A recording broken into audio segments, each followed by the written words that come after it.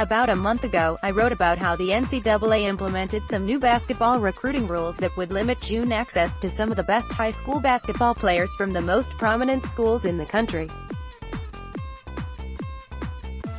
The reason for these recruiting restrictions was in response to the widespread corruption that has consumed college basketball recruiting.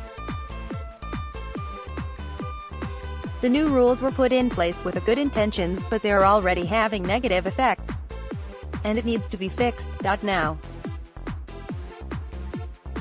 Just to refresh you on what exactly the changes were, the NCAA eliminated July's middle evaluation period and replaced it with 2 live weekends for high school coaches and their federations to put on tournaments. The problem is some of the top players and programs in the country won't be able to compete because they're not members of the National Federation of State High School Associations (NFHS). The NCAA set these rules to limit college coaches to watching just one school association per state.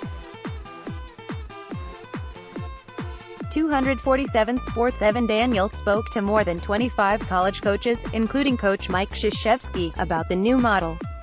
Not one was in favor of it. As Daniels puts it, "T is change for the sake of change.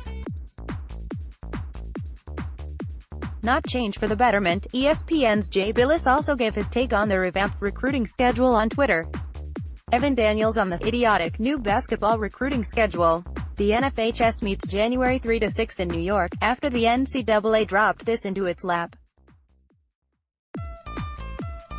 It needs to fix this coming mess before it is finalized.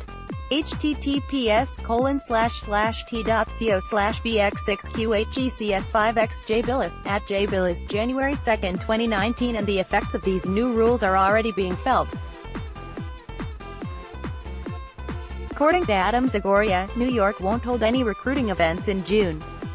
This effectively will leave every basketball player in the state out of the recruiting mix that month because the state feels as if the new rules are discriminating against players and schools that are not New York's only NFHS member. According to Daniels, "I really hope they reconsider," seems to be the consensus. Hopefully, there's a big change that makes things better before the spring and summer recruiting circuits begin. What do you think of the new recruiting rules?